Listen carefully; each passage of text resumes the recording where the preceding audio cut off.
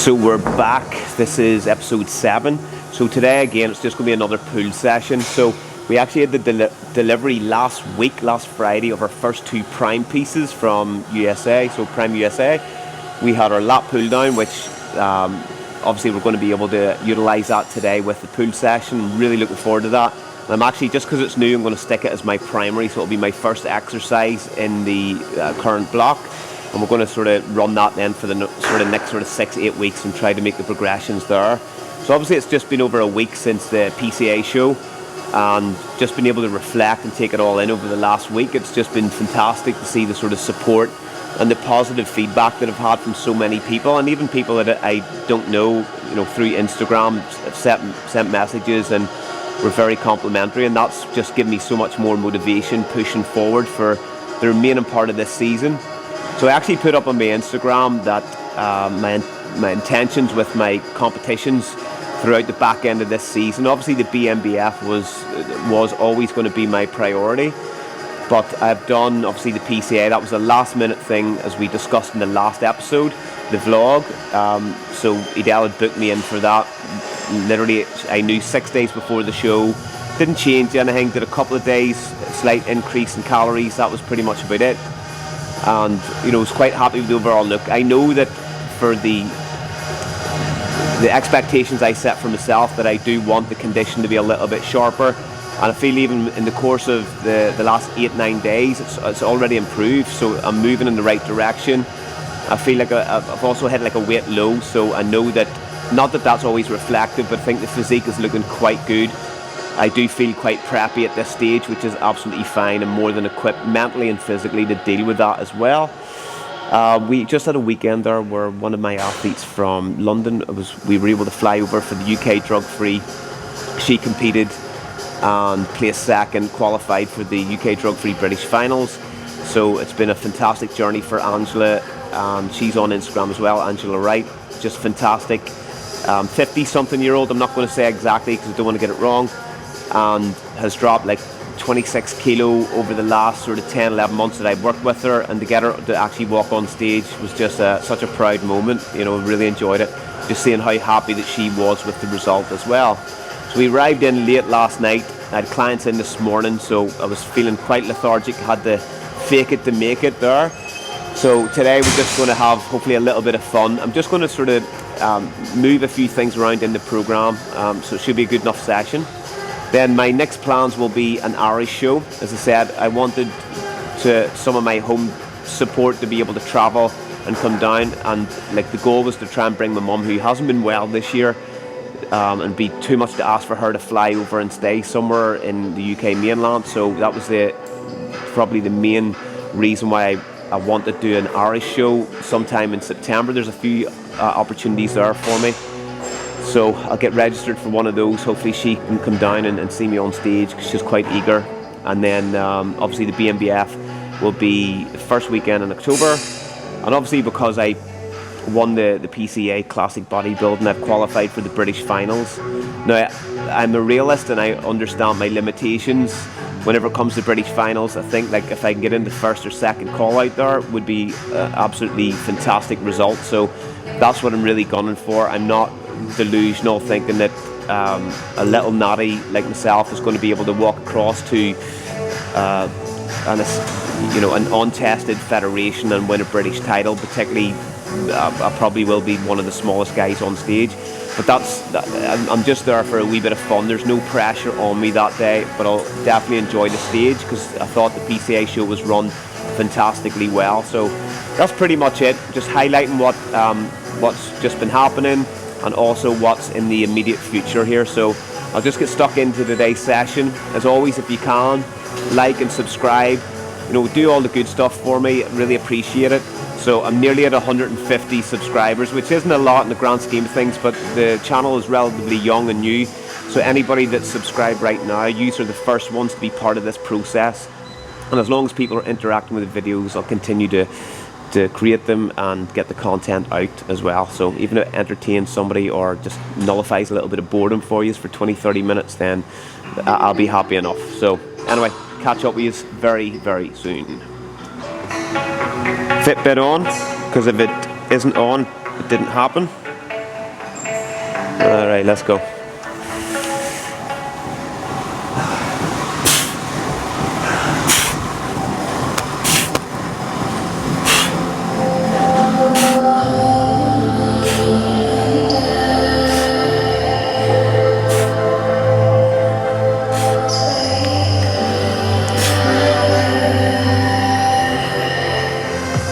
Primer. 3 or 4 reps.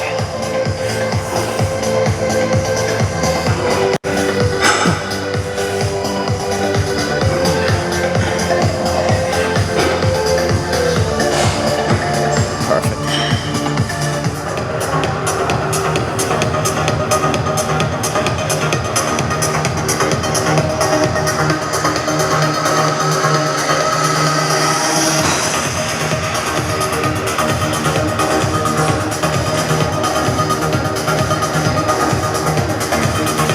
Beast.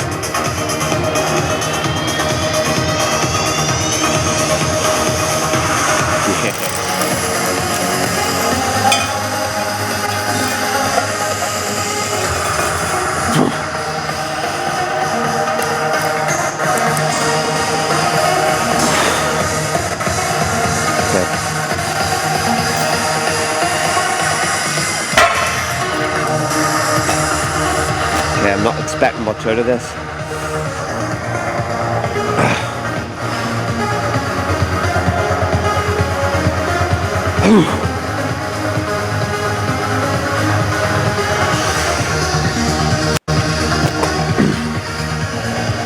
Right, let's get strong.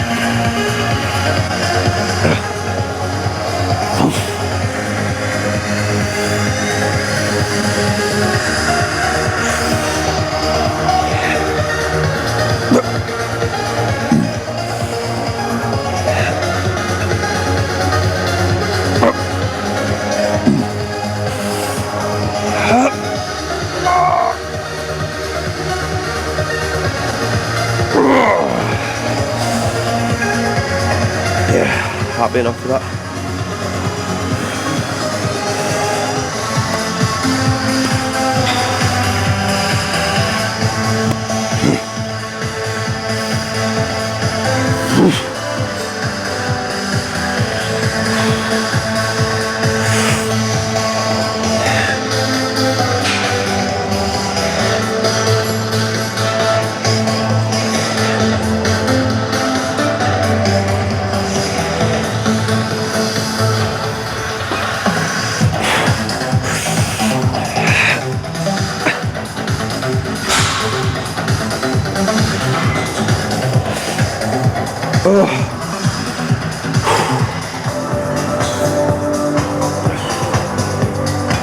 Should knock this out.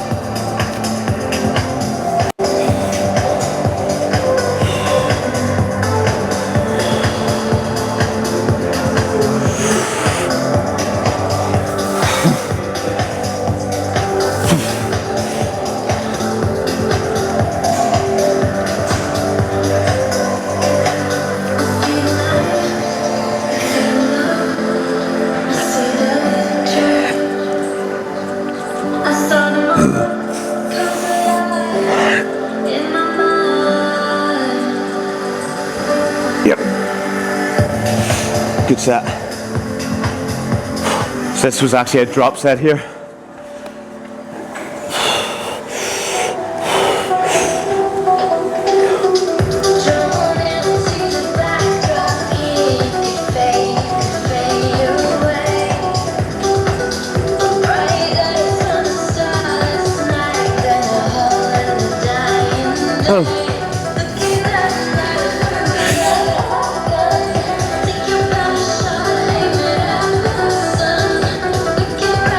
Yep.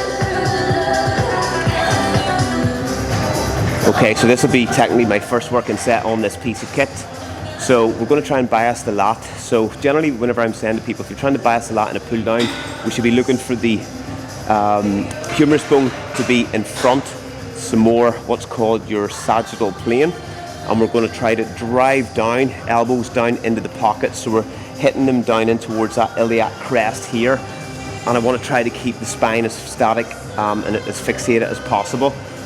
So I don't mind if there's a little bit of pronation at the top, but as you start going through that mid-range, we should start to try to neutralize the grip and drive that little finger down. So we're trying to drag the little finger down through, much like we showed, I think on episode 1 maybe it was, with the lat pull down. So you can reference that as well. So I'm going to get in, get a working set, 8 to 10 reps, see how this feels.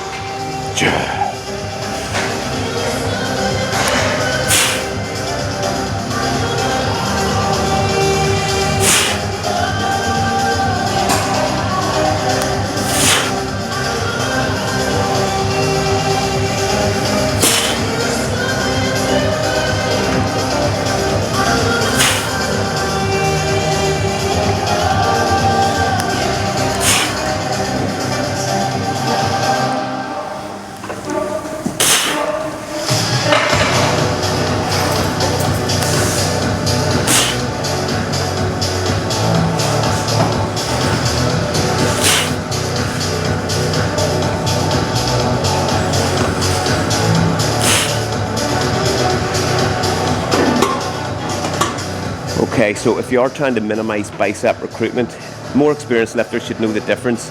What I'm trying to do is literally just hook, then focus on closing this space off in underneath the arm between the rib cage. So all I'm focusing on is actually driving the elbows down rather than pulling the handles.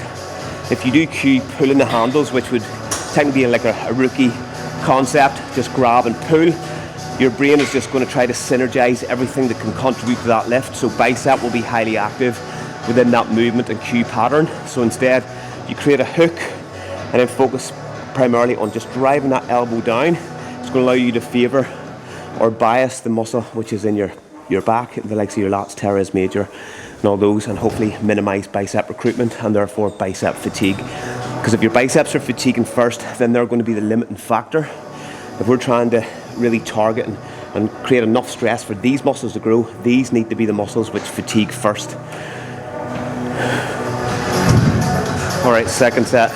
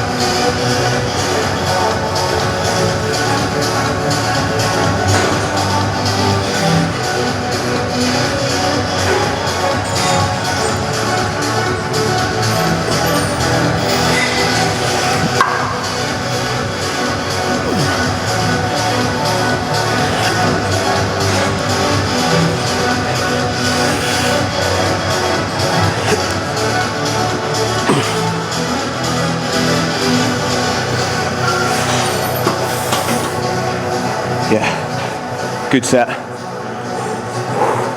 All right, last set. I'm going to do a drop set here.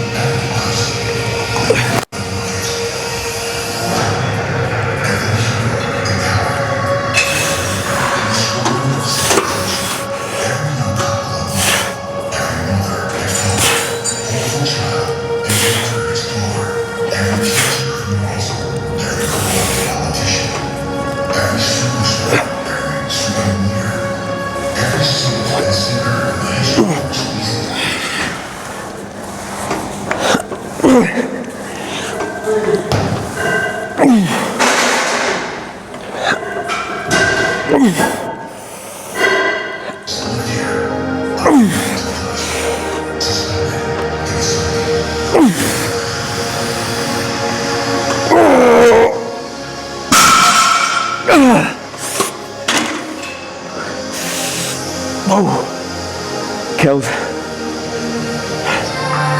Okay, so after a couple of days of traveling, back's a little bit tight, but we're also just going to change this because it's a little bit slightly different stimulus than what we used with the T-bar row in the last session. So I've got a little figure 8 strap here, just looped through. Really good hint and tip if you're trying to minimize sort of grip fatigue, but it also just allows you to sort of switch off a lot of this sort of sequencing or synergistic muscles that are going to try and contribute.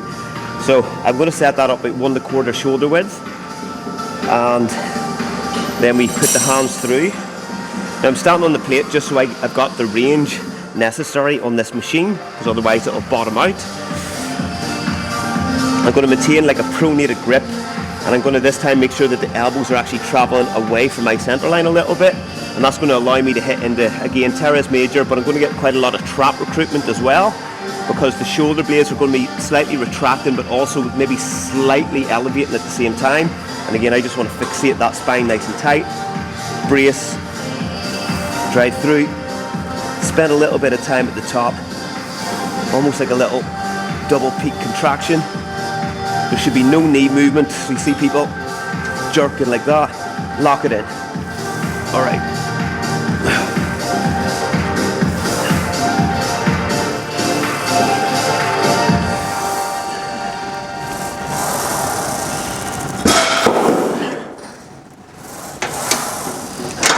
I wasn't sure what weight was going to feel right there. Actually, I'm not going to go too much heavier because I feel that the connection's quite strong.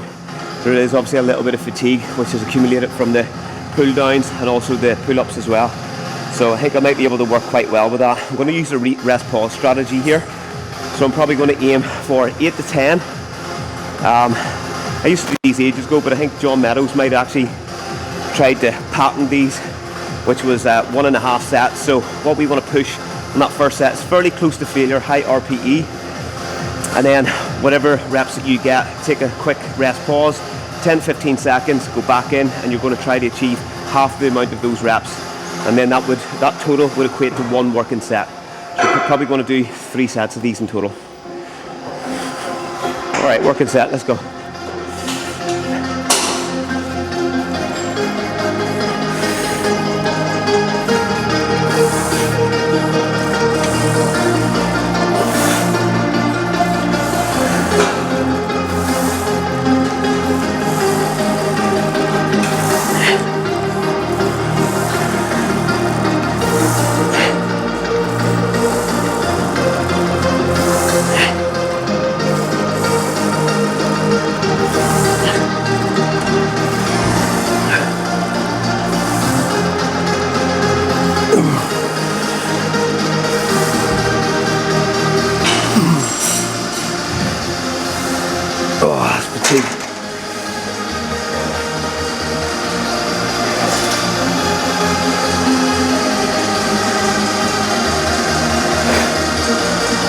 Five, 4, 3, 2, 1. Target is around 4 or 5.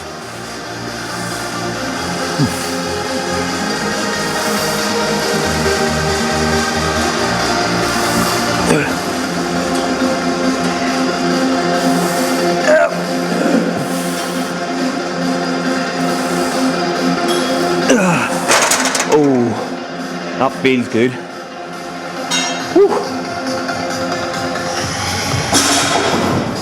That's it.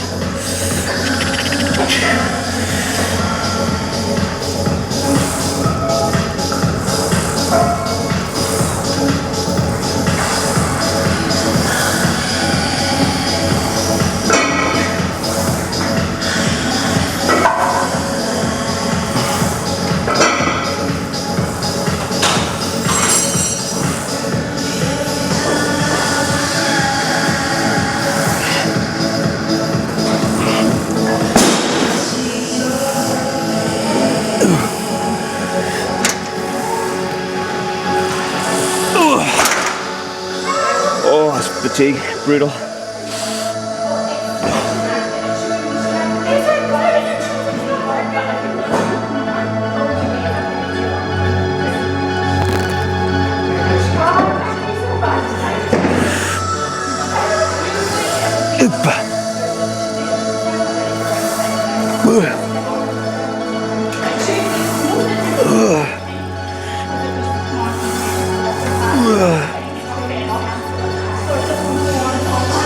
Yep. Okay, so just going to use this as a little finisher. It's going to be a close grip row. So I'm just literally trying to smash my lats, everything sort of sub-scap area, but I am also going to try to maximize retraction. So the mid-trap and rhomboids are still going to be highly active here. But what I'm actually going to do is like a unilateral variation. So something like this. Obviously we have a low cable row downstairs, but kind of like just coming up here out of the road. Adjust the cable up just slightly, probably in line with the top of your pelvis. And then all I'm going to do is unilateral. So it's going to be row to the left, row to the right. Try to minimize the time between each side, so keep it more fluent. Once you start to accumulate good fatigue, then you can regress into a bilateral. So obviously that's going to feel a little bit easier. It's going to give you the opportunity to just prolong the working set. So start off with the unilateral first.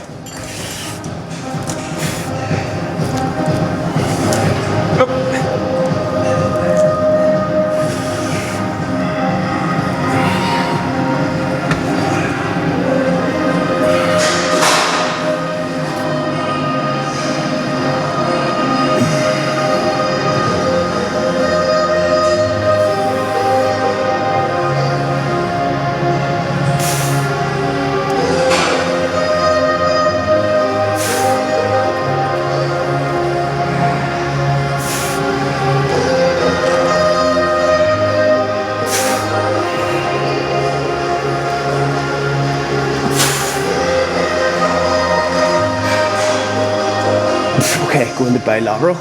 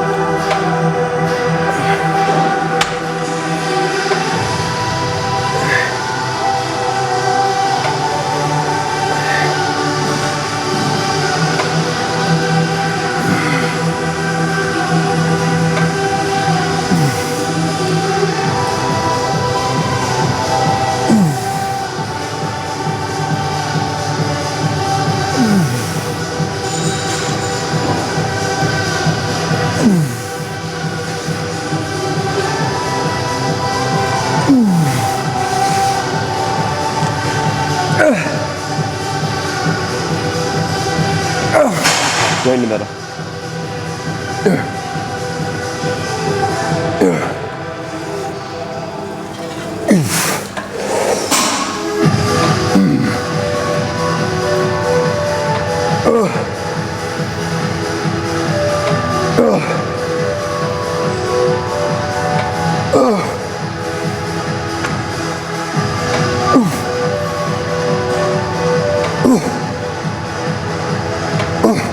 For me, that's the best back. Little unilateral row to finish off with. Great exercise. So that finishes the session off. Also added in a little bit of biceps again, but we recorded that I think in the last video, so actually just used the EZ cable and the fat grips as well. So really trying to bring up that sort of the brachialis, the outer part of that upper arm, just create a little bit more thickness. Well, at this stage, obviously, if prep, you're not really building muscle, but sort of trying to maintain as much sort of fullness and activity, I suppose, in the muscles that you're trying to retain. And you know, commonly say that people, if you've really added new tissue in certain areas, you know, make sure that your volume is, it's more to do with volume, and the total amount of mechanical tension is fairly consistent the whole way through the back end of prep, and it'll help. Like if you are dropping off a little bit of muscle, hopefully it's going to help maintain those areas a little bit more. So there's no point building something just to strip it back off again, particularly in that sort of deficit or, you know, dietary phase. So today was fairly successful. I wasn't really expecting too much, but obviously whenever I think the benefits of programming is what you're trying to do is stipulate. These are the sort of parameters of the workout, the amount of sets and reps. You can see it all down on paper before that. You can kind of play it out a little bit in your head and mentally prepare yourself, even if you are feeling a little bit of lethargy regardless of prep or not. I think that that's quite advisable. I know some people don't really use mesocycles and microcycle, or just sort of wing it as they go, and that's absolutely fine. There's success to be had with any of those variables, but for me, I just find that programming just really helps in the mental preparation as well, and particularly because, like, obviously I own and run a gym. I'm an online coach as well, and thankfully I'm very busy with that too. But running the gym, then I also deal with clients face to face, you know, new members coming in and joining the compound room, as well as obviously personal coaching clients that I do still work with. And I get asked that quite often, like, why would I continue to do face to face coaching whenever your online's taken off really well? I just love the sort of personal connection. I don't think that it's something that I'll ever just completely eradicate from my sort of professional lifestyle.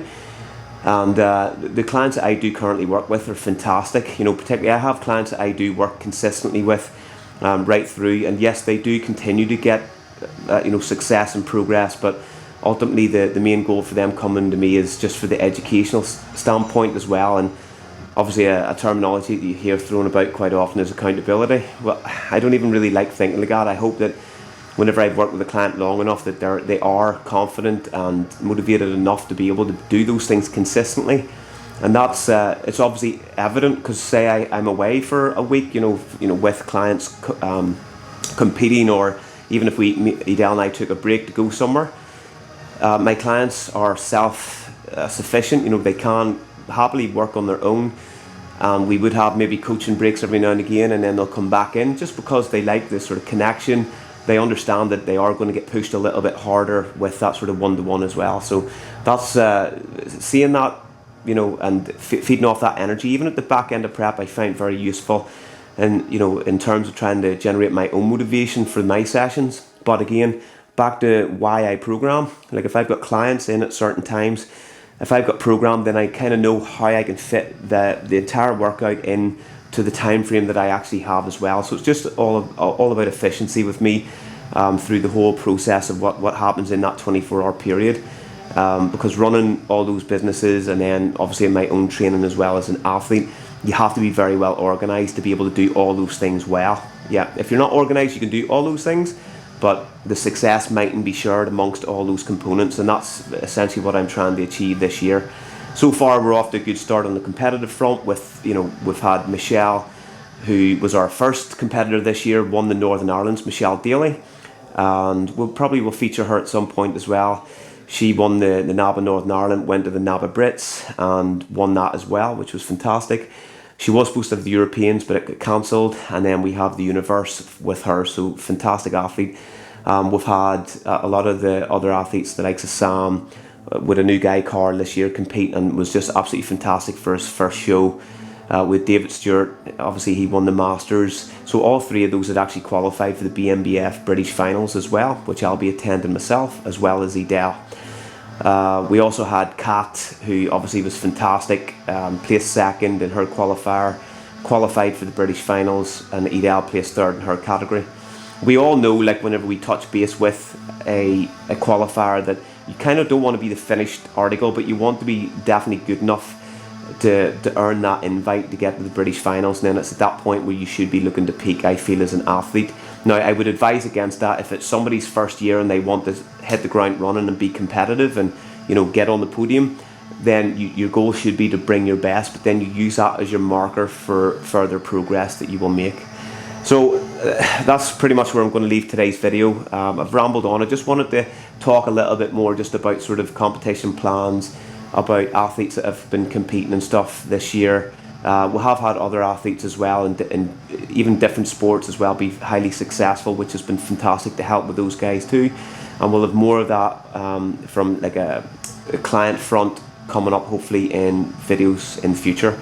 So I have actually been asked a few times to maybe do a day of eating. So it obviously seems to be a common video for a lot of sort of vloggers and YouTubers and stuff. So I might jump onto the bandwagon there, because I do nutrition maybe slightly differently than a lot of people whenever they are in a prep phase, and I can explain obviously the reasons why I maybe set my nutrition up that way. So we'll maybe do that over the next couple of videos. If that's something that you would be interested in, then please do comment under this video, and also hit like and subscribe. I know, like, whenever you keep repeating those words every week, it can fall on deaf ears because it kind of loses meaning, I suppose, but like it really does mean a lot. You know, I had just a goal of trying to hit 100 subscribers and we passed that. We're approaching the 150, which isn't a lot in comparison to other channels, but you know, as long as I'm continuing to do this, I know the channel will continue to grow. So all the help that you guys can give is very much appreciated. You know, comment or shoot me a message through Instagram, James W. Melville. Let me know that you've subscribed. Let me know what you think of the channel if you don't want to put the comments underneath the YouTube. You know, create that interaction, and so far that's happened with a lot of people, and it's been nice to sort of be able to communicate back with those guys as well. So thank you very much for everybody that's supported so far, and for the ones that are sort of contemplating whether to hit the subscribe. If you do it, it really is appreciated. There's no fakery in that statement. And until the next time, train hard and continue to build that tissue. So on the logo of the compound room, it says breaking records and making muscle. And that's, you know, once upon a time that logo was just the complete beginning of what the business was in 2007, and from there we have broke a lot of records, and we have made a lot of muscle in the process as well, and that's what we're continuing to do. So onwards and upwards, from strength to strength. See you guys soon.